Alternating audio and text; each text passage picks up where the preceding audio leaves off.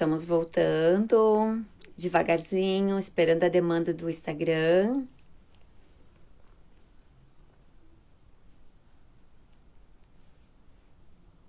Olha aí, o pessoal já está retornando. Já vou chamar o Altino de novo. Obrigada, pessoal, por estarem junto com a gente. É muito bom essa partilha, né? É bem gostoso de ouvir o professor Altino. Eu também, desde que conheci ele, fiquei encantada e muitas aprendizagens, garanto para vocês.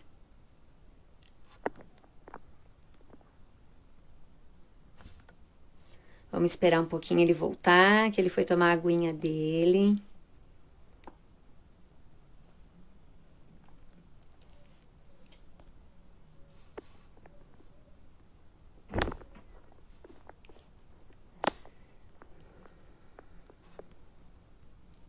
Bastante pertinente, né, pessoal? E que tipo de professor a gente é, será?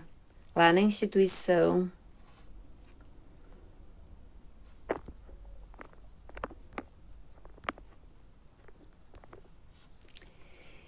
Eu me considero educadora, prof, até fora da instituição. Eu disse trabalho com amor. Não dá pra dizer que a gente trabalha por amor, mas a gente trabalha com amor. Tô esperando o Altino, mas ele ainda não entrou. Vamos esperar só mais um pouquinho.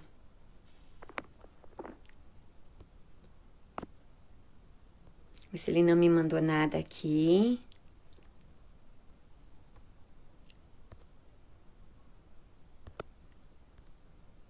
Tudo certo. Voltando. Obrigada, pessoal, que ficou com a gente, que nos acompanhou. Gratidão a todos.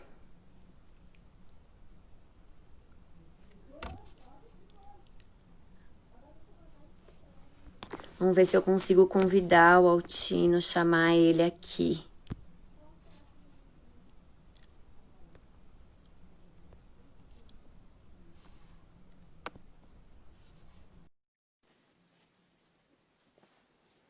Enviei a solicitação. Ok. Ele acabou de me dar um feedback, já tá entrando.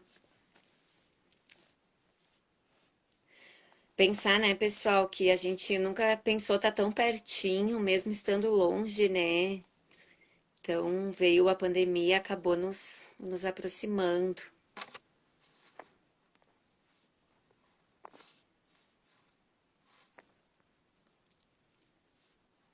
O professor Altino já tá ali, vamos só esperar o Insta nos liberar a conexão. Deixa eu chamar.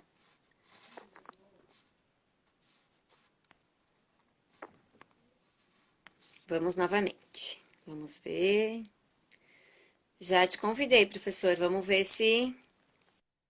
Vamos Aê, aí. deu certo! Só eu para fazer dois blocos na live, né? Meu Deus do céu. Mas assim, a E gente nós promete que não juntos, né? mais alguns minutinhos, tá? Ninguém vai aí ficar muito tempo, mas eu acho que vale a pena, porque eu falei ali, fiz a introdução, e quando eu entrei para falar dessas rotinas, né?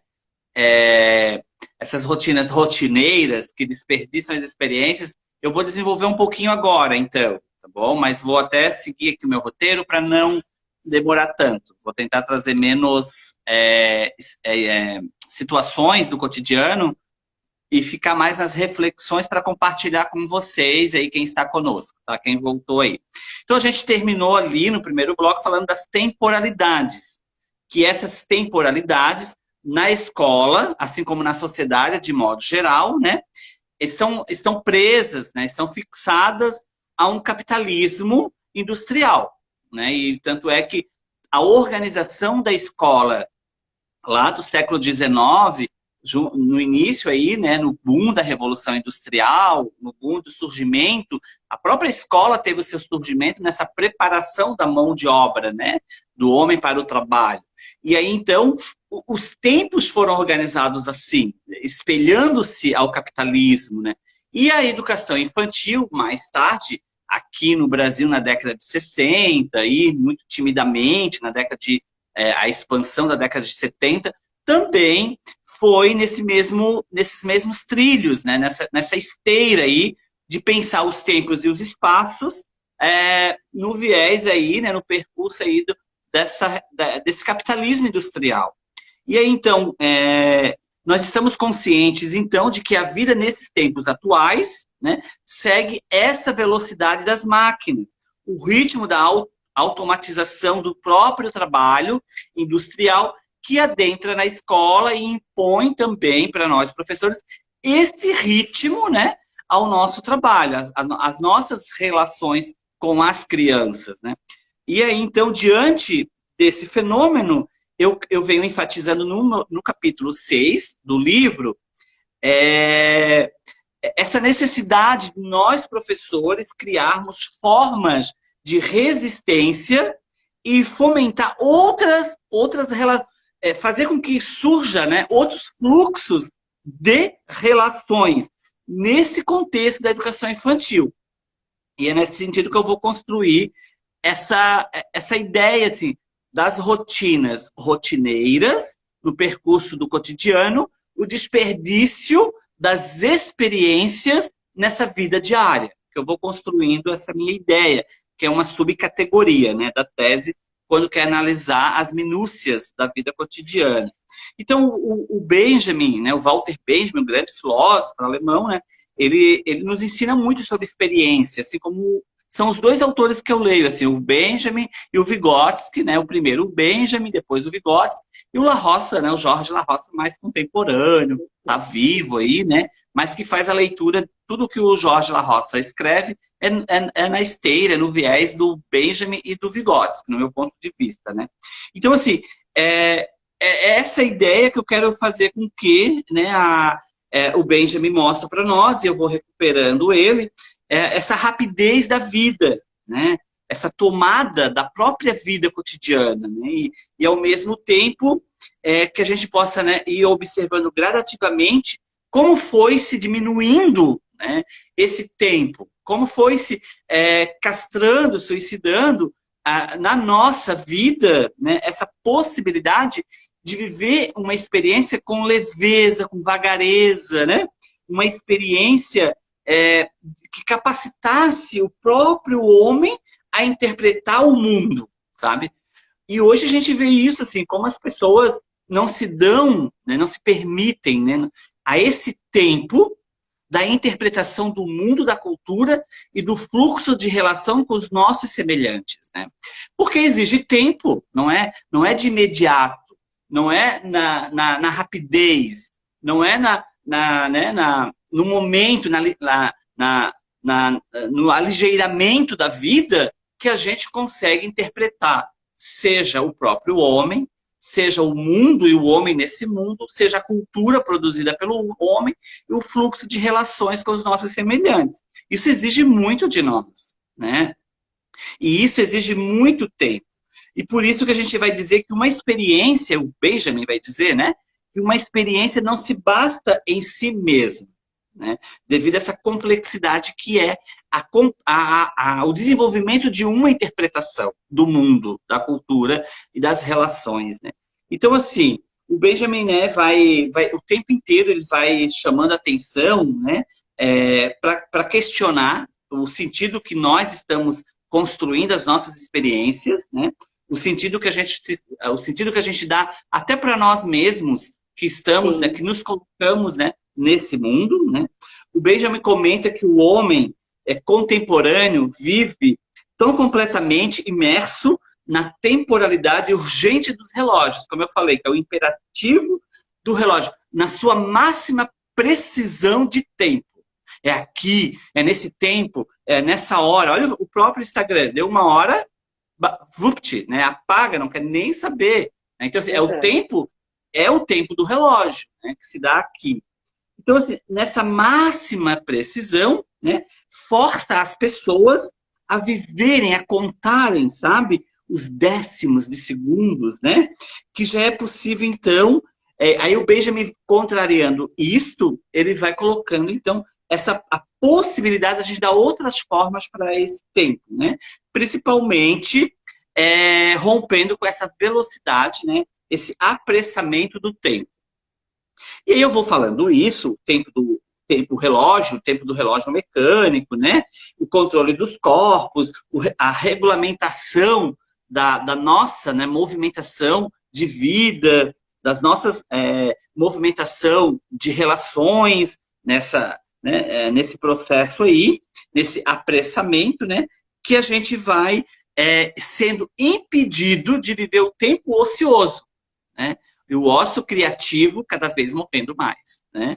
Então, assim, essa ideia da rapidez, né, que preenche todas as vidas e que não visa mais a satisfação por viver a própria vida, a satisfação de viver um tempo na leveza, na vagareza, né? Um tempo que permite a pausa, né? Então, assim, essa ideia que eu vou trazendo e que é essa ideia que se infiltrou na escola, né? E que fez com que a gente apressasse e apressa, né, cada vez mais as rotinas, né? Essas rotinas do relógio, sobre o imperativo dos relógios.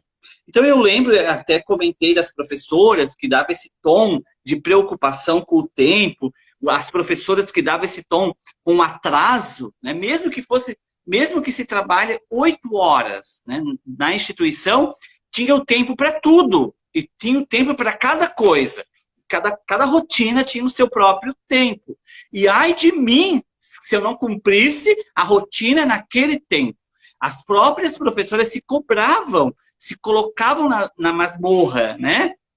As próprias professoras se colocavam na forca quando não estavam, né, atreladas a esse tempo que elas mesmas criou, porque quem cria o tempo das rotinas somos nós mesmos, né? Existe um estruturante que estrutura as estruturas que querem nos estruturar, mas lá no cotidiano, aqui entre nós, quando a gente quer mudar, a gente muda. Não dá para mudar tudo, como a gente falou, né, Marcela? Mas a gente pode ir pelas bordas e ir provocando mudanças, sim, né? Eu lembro que eu estava dando aula na pós-graduação, e um dia qualquer, e aí eu estava fazendo uma oficina com as alunas do curso que era sobre corpo, movimento e arte. E aí veio um professor de uma outra sala, que era também um curso de mestrado, que foi lá em Chapecó, que não era na área da educação, e ele assim, professor, a sua aula está muito barulhenta. Eu olhei para ele e falei, professor, e a sua aula está muito silenciosa? Eu nem sabia que tinha estudantes ali ao lado, mas me desculpa, eu vou fechar a porta e a gente vai controlar o barulho. Mas me desculpa, se a minha tá barulhenta, a sua tá muito silenciosa, sabia?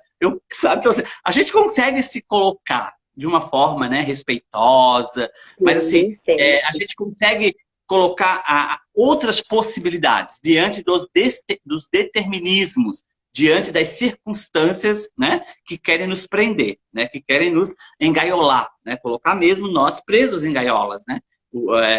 A escola gaiola, como diz o Rubem Alves. Então, assim, e aí eu vou seguindo nessa ideia, então, né, das 11 horas, as crianças terem que estarem todas deitadas, né, das 10h30, né, as crianças terem que estar almoçando, sentadas na mesa, e eu vou questionando ali nesse capítulo, né, essa ideia assim, que as professoras pronunciavam para mim. Tá? O que eu estou trazendo aqui está no capítulo 6, tá? E hoje eu estou toda atrasada, já era para eu estar com os meus deitados, né? E aí eu vou trazendo esse tempo que apressa a professora e que a professora apressa a vida, né? A vida cotidiana. Então, assim, essa pressa ganha força, essa rotina rotineira ganha força e encolhe o tempo, encolhe a verdadeira possibilidade de viver uma experiência com as crianças, né? No caso ali, o almoço. Se eu tenho que deixar todos deitados às 11 horas, né? Esse almoço, como ele acontece? De que forma ele acontece se ele tem que ser apressado, né? Que experiência desperdiçada nesse momento do almoço, né? Então, assim, já estamos todos atrasados. Essa era uma frase muito, né? muito ouvida, assim, que eu vou trazendo e vou questionando essas rotinas rotineiras diante desse tempo que apressa, né, as próprias rotinas. Então, assim, esse processo impede, no meu ponto de vista, tá, nas minhas análises, junto com os autores que eu leio, né, uma mediação com as crianças, tá, e que provoca, inclusive, um isolamento e rompe com essa riqueza que pode ser a experiência do almoço, que pode ser a experiência do café, a experiência da contação de uma história, quando a gente força todos estarem ao mesmo tempo ouvindo a história, né? Por que eu não posso contar a história para 10 crianças, gente? Para 15 e as outras 10 estarem no fluxo das suas relações? Por que eu tenho que contar a história para 25 crianças? Eu não consigo. Sinceramente, E que todos estejam quietinhos, né? Porque daí não pode nem perna falar. de índio, em roda, né? Então, assim, por que se criou-se, né?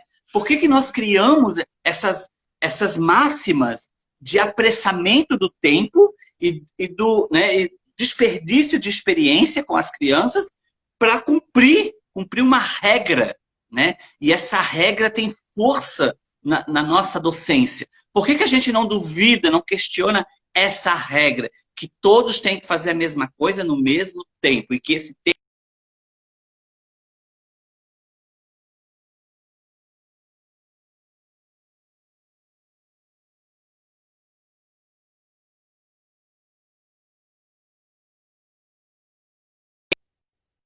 Começa a ficar mais tarde. e alimenta então a possibilidade da construção assim de outras, né, outras organizações para a vida cotidiana, principalmente olhada aí pelas suas minúcias, né, suas miudezas, né, como dizem os poetas. Aí uma professora, por exemplo, teve um certo dia que ela coloca assim, que eu analiso, né? Eu tenho a impressão de que estou correndo o tempo todo. Na instituição, tudo é muito corrido e nem sei o porquê, na verdade, diz a professora.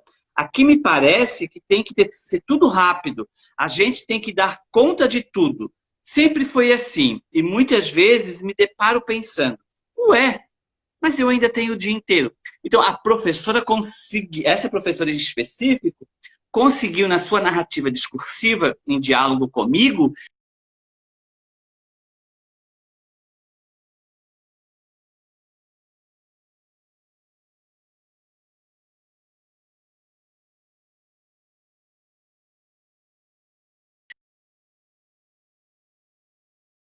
é lento, tá? Às vezes é um processo lento e a gente respeita esse processo. Nós precisamos respeitar esse processo, esse limite de cada pessoa, né?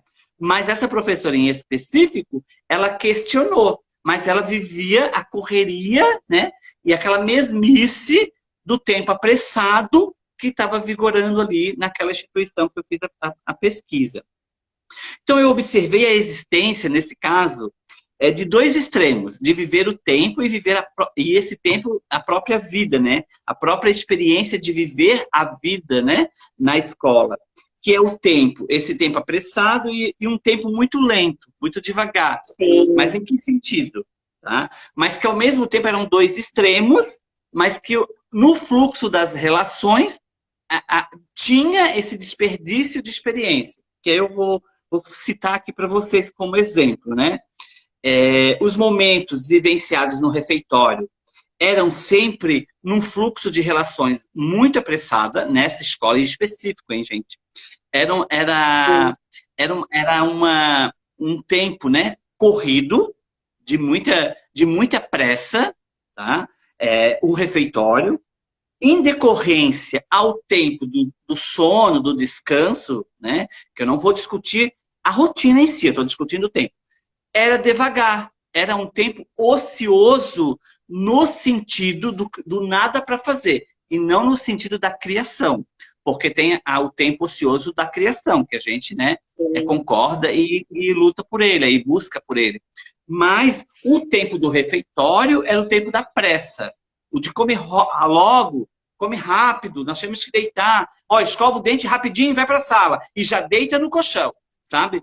Então, assim, esse era o tempo do apressamento. E aí, no outro ponto, de análise era o tempo de ficar deitado, que ia das 11 até as 14 horas, até as 2 da tarde. Para a criança que dormia, era tranquilo, porque ela dormia, entrava, né, em êxtase, né? Mas para a criança que não dormia, que ficava ali, né? E aí eu vou falar agora um Sim. pouquinho desse outro lado, esse momento em que das crianças, né? Por que então a gente vê essas rotinas desenvolverem-se entre esses dois tempos, né? O tempo da pressa e o tempo devagar, mas era um devagar da obediência do não fazer nada, da obediência do parado. Porque o devagar a gente quer, a pausa a gente quer, mas não essa pausa e esse devagar na inércia, no ostracismo, no estado letárgico, né? Como eu costumo dizer, né? Então, assim, esse tempo devagar colocava entre a extrema liberdade e o extremo constrangimento em relação aos ritmos individuais das crianças. Essas situações extremistas, muitas vezes, não percebidas como sensações desagradáveis para as crianças, e eu também iria fazer uma análise que também é para os mesmo que os adultos, tá? Mesmo que os adultos sejam, eu digo que são escravos desse tempo, né? É a própria tortura de si mesmo. É a própria tortura de si mesmo, né? Então, assim, mesmo que os adultos sejam escravos, né, desse tempo do nada para fazer também, né? Se bem que alguns ficam vendo Avon, outros do caderninho da Natura, outros ficam no celular, né? Os adultos, né? E as E crianças? e no controle das crianças, né? Então, assim, mesmo que eles, pelo menos, os adultos ainda têm uma distração maior do que as crianças, né? Que tem que ficar ali no ostracismo, na inércia e no estado letárgico, né? Então, assim, mas era desconfortável, porque assim, eu vi, pelo menos, nessa experiência da tese, que deu resultado ao livro, eu vi salas, tá, de referência que tinham cheiros imenso de chulé. Gente, mas era intenso, tá? E eu não entrei nas salas de referência. Eu só entrei numa sala de referência que foi da professora Patrícia. Eu olhava pela janela, espiava pela porta, sentava né, na parede, na parte de fora para fazer a pesquisa, e mesmo assim eu sentia o cheiro do chulé. Imagina esse adulto que estava lá dentro, né? A conviver. Então, era desagradável para esse adulto também, tá? Então, o adulto também, se a criança tinha um desprazer e um desperdício de experiência, também o adulto tinha um desperdício de experiência e um desprazer por aquele momento, que nada poderia mudar, que nada poderia fazer diferente.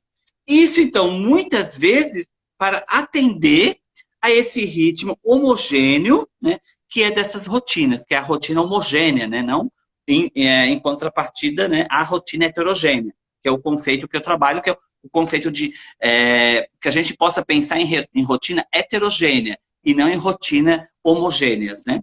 Então, assim, aí quando eu chamo atenção para olharmos, né, para as minúcias, é no caso da gente poder pensar nesse tempo desagradável, tá?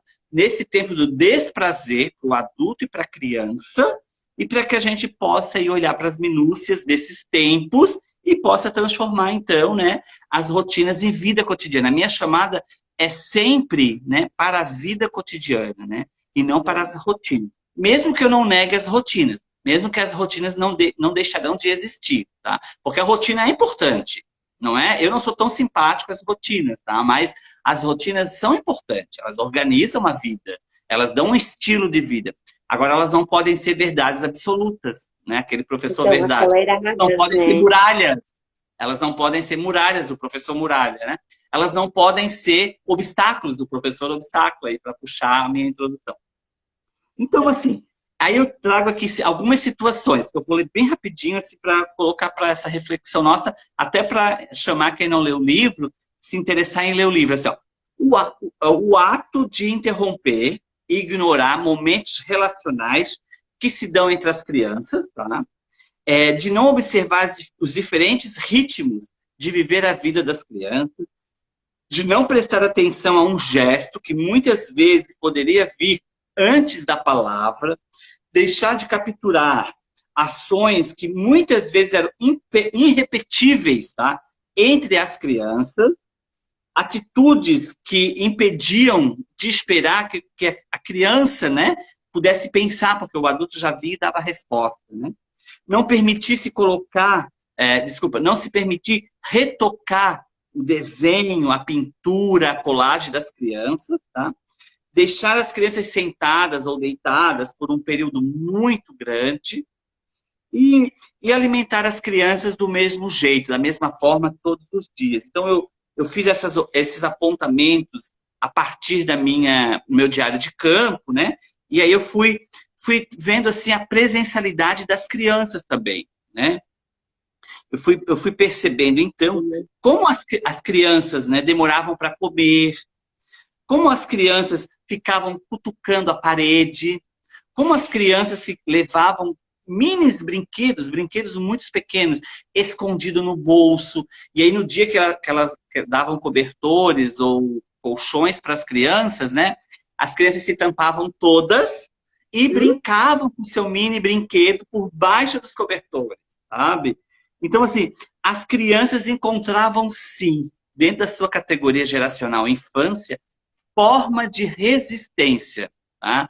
Desse sistema fechado, né? Quando é assim, né? E as crianças, né, ficavam provocando, inclusive, os adultos, sabe? Tinha criança que ficava cantando, tinha criança que falavam palavras soltas alto para acordar os amigos, para provocar o adulto. Então, como as crianças resistiam a essas forças do tempo, né? Desse tempo que desperdiçavam experiência. E também provocavam os adultos, né? Os capirotos lá pegavam pesado, às vezes, com as professoras, né? Então, eu fiz essa análise nesse sentido de olhar para o adulto, mas também de olhar para as crianças, né? De não deixar as crianças subsumidas, né? Na minha análise, né? Muitas foram as vezes assim, que eu observei as crianças tentando, sabe, negociar mesmo com as professoras, de uma forma de igual para igual, tá? Efetuavam assim, transgressões nítidas, sabe? E aí elas traziam assim, essa ideia de que o tempo não era monocromo, né? Que o tempo era um tempo policrono. Aí eu vou fazer essa análise do monocromo e do policromo. E como as crianças demonstravam que o tempo era policrono e não monocromo, como muitos adultos, né, colocavam, né, de uma maneira, né, fechada, né, para as crianças. E as crianças falavam assim, querem ver só? Credo, para que tanta pressa? A outra, espera um pouco, espera aí, né?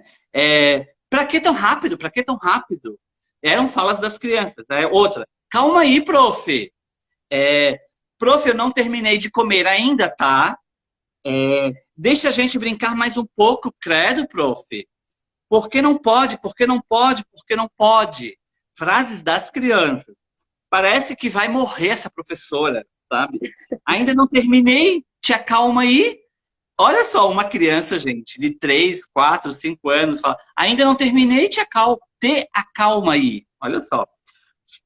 Tá, professora, só mais um pouquinho, tá? E demorava horrores, demorava um tempão, tá? Por que não pode continuar, né? Vem, vamos nos esconder aqui. Aqui a prof não vê a gente. Olha só.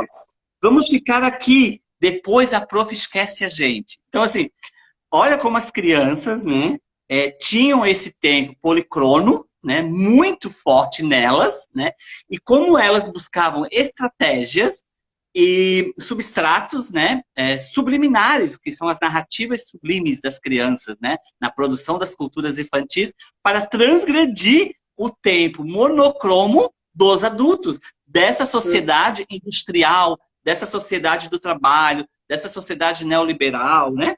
Dessa sociedade que nos impede de viver as experiências de maneira rica. Dessa sociedade que não quer que a gente construa um sentido para a vida. Nós, adultos, né? E se a gente não constrói um sentido para a vida, a gente impede das nossas crianças construírem um sentido para as suas próprias vidas lá na creche. E é nesse sentido que a gente não permite e não nutre, não alimenta o ser das crianças com coisas boas, né? Então, assim, essas crianças realmente eram ótimas, sabe, Jaque? Eram excelentes, assim. Lógico, eu fiquei um ano, né, gente, eu tive material para um livro, para uma tese, porque eu acompanhei um grupo, um coletivo de professoras, né? Em específico, a professora Patrícia, que foi a grande, né? A professora que me conseguiu fazer eu olhar para as minúcias, descobrir as minúcias e reconhecer, valorizar, né, as rotinas, transformando-as em vida cotidiana. Nessa afirmação das minúcias foi a professora Patrícia, né? Então, assim, as crianças, sim, sabe, minhas queridezas professoras, as crianças na sua categoria geracional infância me apresentavam um outro tempo, me apresentavam uma outra forma de compreender, de se colocar diante da vida, uma outra possibilidade de dar seu recado ao mundo, tá? As crianças, e elas principalmente rompiam e dominavam o tempo linear, mensurável, uniforme e irreversível. Tá? As crianças, lógico que eu não estou aqui romantizando as crianças. Lembram do primeiro bloco que eu falei que as crianças não vivem sem os adultos. Tá? Eu não vou repetir aqui, senão o tempo nos consome. Olha, nós falando do tempo e nós aqui escravos do tempo do Instagram. Mas a gente transgride, a gente já está no segundo bloco, né, Marcela? Então, e a gente nem combinou. Estão vendo como na vida a gente tem que estar além das combinações? A vida é muito momento, né? A riqueza da vida está no momento que se vive a própria vida, né? Então, assim, mas lógico, nós temos um tempo, né?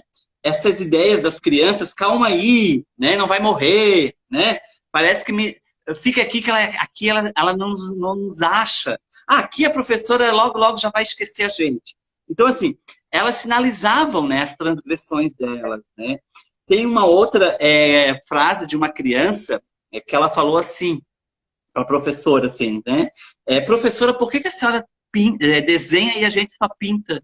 Vejam só como as crianças colocavam, né? Como as crianças colocavam as professoras na berlinda. Por que a senhora só desenha e a gente pinta? Por que não deixa a gente desenhar e pintar o nosso desenho? E realmente essa professora era uma enxurrada de trabalhos xerocados, assim, essas atividades apostiladas, né? Que a gente, eu tô tão sem usar que eu já nem sei. Essas atividades xerocadas mesmo, né? Que a gente critica muito, né? Reprodutivas, né? Pra quê, né, gente? A gente está vendo agora na pandemia, né? Criança de 1 ano, 2 anos, 3 anos, uma apostila por causa da pandemia. Tanta coisa legal, bacana, que a gente pode hoje fazer com as crianças, mesmo à distância, mesmo remotamente, né? E principalmente colocar a possibilidade, né, de uma outra pedagogia, né? A pandemia nos deu, essa cruel pandemia, nos deu a possibilidade de romper com a pedagogia escolarizante, né? E muitos de nós ainda repetimos, né, a pedagogia escolarizante. Né? Então, enfim.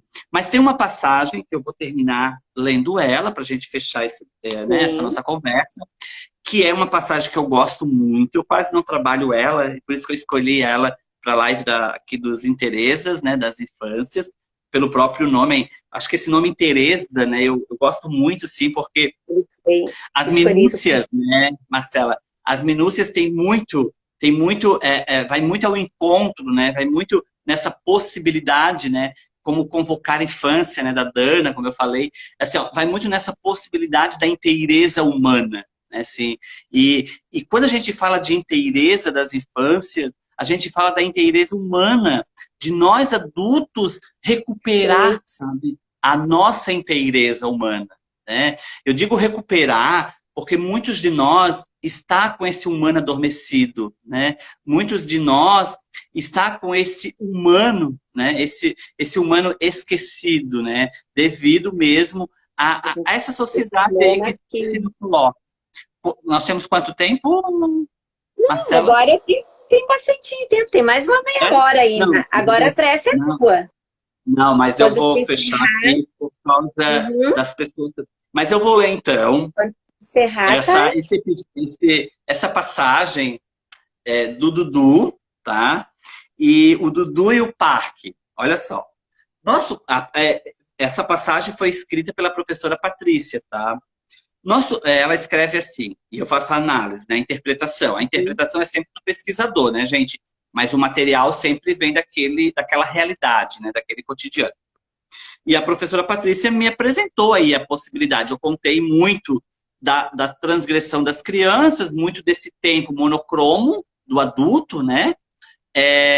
Para fazer a contraposição hoje, assim, não que eu estou aqui numa avalanche de críticas ao professor, não é assim, porque eu também sou professor, eu também vivo esse tempo monocromo, eu tento transgredir esse tempo lá na minha docência, no meu professorar, né, lá com as minhas crianças, às vezes é possível, outras vezes não, tá? Mas a gente coloca essas questões para problematizar, para ficar para a gente, né, e para que a gente leve isso para nossa viver e construir a nossa profissão.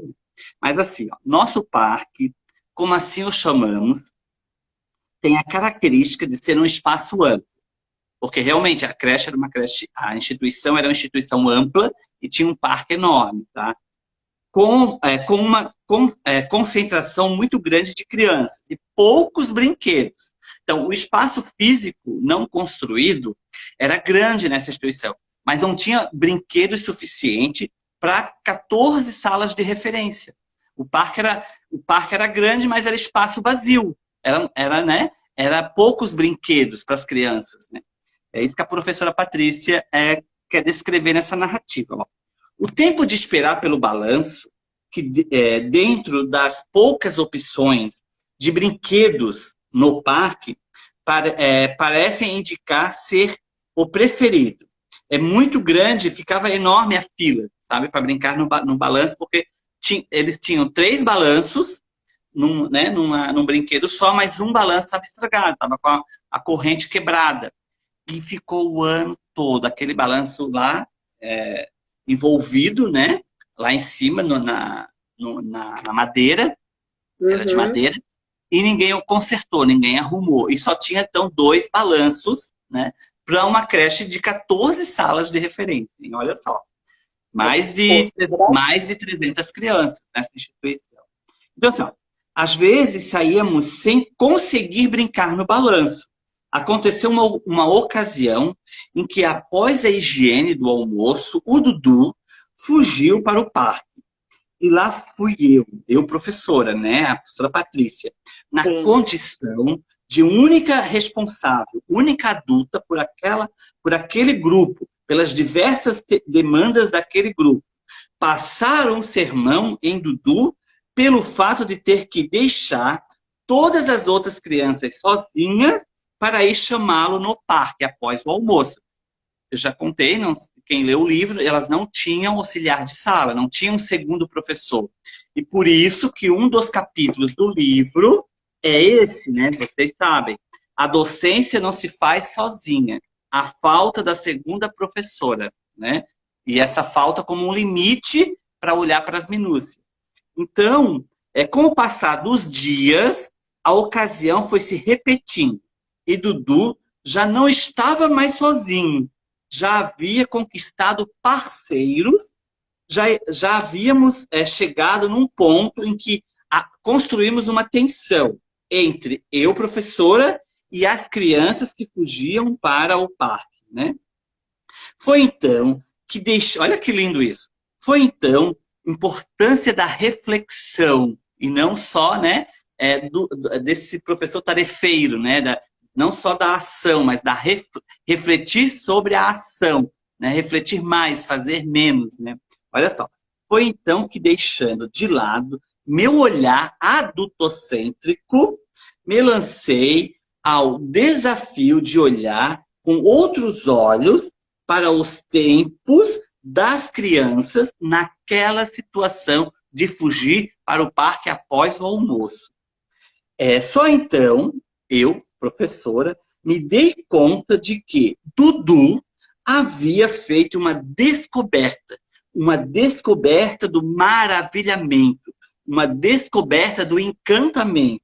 E aí, maravilhado e encantado, ele quis partilhar com seus colegas.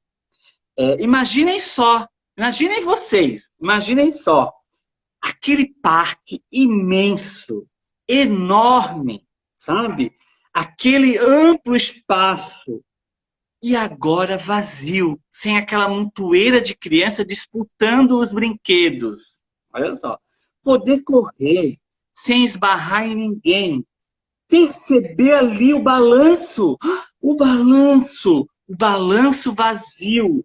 E aí não precisar ficar naquela fila imensa, se agarrar nas correntes, e quando a professora deu, chega, vamos mudar de criança, né? E eles se agarram para não sair, porque eles tinham brincado 2, 3 minutos. O que, que é isso?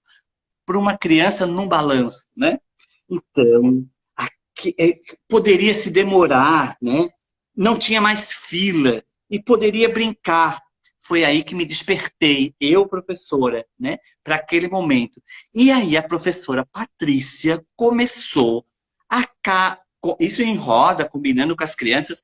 Ela fez uma tabela que 3 vezes por semana, não daria todos os dias, mas pelo menos os dias que tivesse menos sol, que o sol não tivesse muito radiante, eles iriam para o parque após o almoço brincar no balanço, escorregar, passear por aquele vazio, né? Por aquele espaço grande, brincar na areia, né?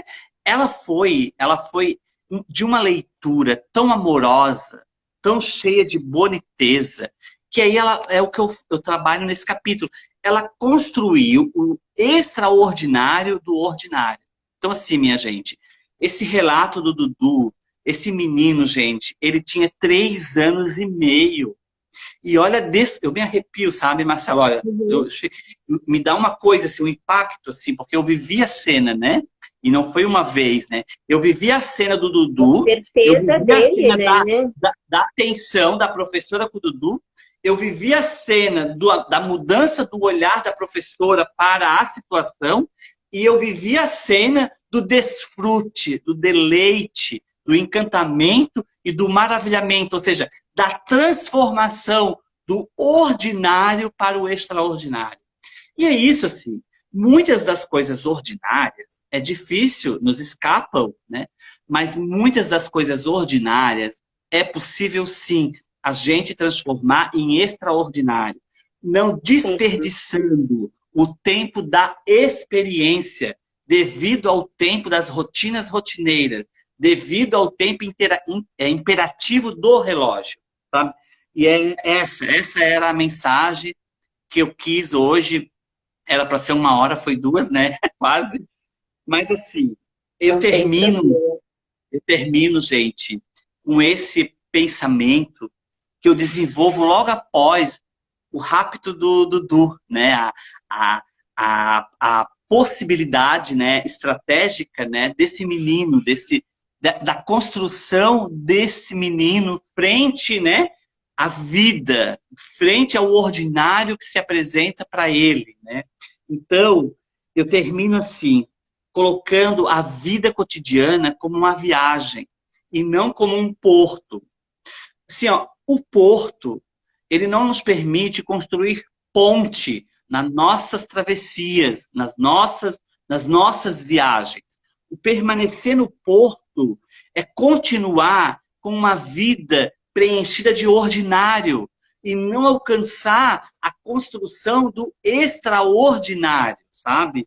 Então, a viagem, gente, por mais que nos custa caro, por mais, né, muitas viagens, né, eu já tive perdas lá na instituição, já perdi cargos, comissionado, já ganhei títulos, estigmas, né, de polêmico, já ganhei inimigos que depois se tornaram amigos, sabe? Já tive que responder processo, inclusive, na prefeitura, por essa ideia da gente não abandonar a construção do extraordinário, minhas queridezas, professoras que estão aqui, sabe? Às vezes demora, às vezes a gente precisa recuar, às vezes a gente espera, às vezes a viagem tem que demorar mais do que a gente esperava, sabe? Às vezes a viagem, né, precisa ser feita 2, 3 vezes para ser percebida, sabe? Na sua cotidianidade, mas não deixem e não percam a possibilidade de encarar a vida cotidiana como uma viagem, sabe? uma viagem de diversas, de múltiplas possibilidades de não desperdiçar as experiências, sabe? De viver o novo, de viver o extraordinário, o insólito, sabe? E de olhar o detalhe, de olhar o pormenor, o diferente, o simplesmente banal, aquilo que quase ninguém olha mais porque banalizou o seu ver, sabe? Exercite o olhar depois de ver. Façam esse exercício para todas as situações da vida de vocês, para além da docência, para todas, porque vocês vão ter um efeito extraordinário em suas vidas, sabe? Então, assim, eu quero, ao tornar observável as diferentes minúcias da vida cotidiana, no fazer, fazendo da docência, que a gente possa ter um percurso diário, né? Do ordinário ao extraordinário, mesmo com todas as circunstâncias que nos prende, que nos amarra, sabe? Isso só é possível se a gente tornar a vida uma viagem e não fixar-se em um porto. O porto pode ser seguro, mas ele não te lança a aventurar-se pela vida, sabe? Isso torna possível, a viagem torna possível percebermos a importância de construir um sentido para essa vida em vida, ser mudança viva em vida. Então, minhas queridezas, agradeço a Marcela, aos interesses das infâncias, a vocês que estiveram conosco nessa live, né? A possibilidade de eu falar do sexto capítulo, uma sessão só, né? Do sexto capítulo, né? O capítulo tem 3 ou 4 sessões, se eu não me engano. Eu peguei só uma sessão e acrescentei com esse lindo livro que eu ganhei da professora Marinelma, né? Linguagem, corpo e estética na educação, assim. Então, assim, é isso, assim, sabe? Que a gente possa ir caminhar juntos, outros encontros, outras viagens e outras possibilidades de viver o extraordinário, sabe? Diga com força, se empodere e façam com poder, sabe? Com poder legítimo de ser humano, de dizer que a vida pode ser vivida de outras formas. Beijos. É isso. Professor Altino, a gente te agradece, eu e a Luana, em nome do Interesses das Infâncias. Muito obrigado pelas tuas partilhas, ótimas reflexões. Eu tentei não te interromper muito porque eu Eu sabia vou que tinha bastante engato e coisa. vou, né? Engato a primeira ali, quando eu vejo eu já estou na quinta, né? Eu tenho certeza que para mim e para as demais profs que nos acompanharam é uma aula e tanto, né? Por mais oportunidades e que 2021 venha com tudo. Gratidão Obrigado e também, possamos cada querideza. vez pensar e fazer mais pelas nossas crianças e que cada um de nós, cada um que está aí do outro lado, pense que tipo de professor quer ser, qual educador a gente é. Isso é bastante importante. E sempre há tempo da gente ir atrás das mudanças. Isso mesmo. Nós temos que escolher o tipo de professor que nós queremos ser. Não deixem você ser escolhido. Você faça a escolha, né? Por mais que a gente tenha aqui alguns enfrentamentos, mas vamos fazer a nossa escolha. Vamos ser professor cachoeira, vamos ser professor do sentido e vamos ser professor aliado, sabe? Essa é a mensagem que eu deixo em agradecimento a todas as pessoas que tiraram um tempinho do seu tempo para nos ouvir, para estar comigo e com a Marcela aqui nos Inteirezas das Infâncias. Beijos, minha gente. E sempre uma mão no coração e a outra na consciência, construindo essa vida por muitas viagens. Beijos, até mais. Tchau, Gratidão, muito Marcela. obrigada. Tchau, professor. Tchau, tchau.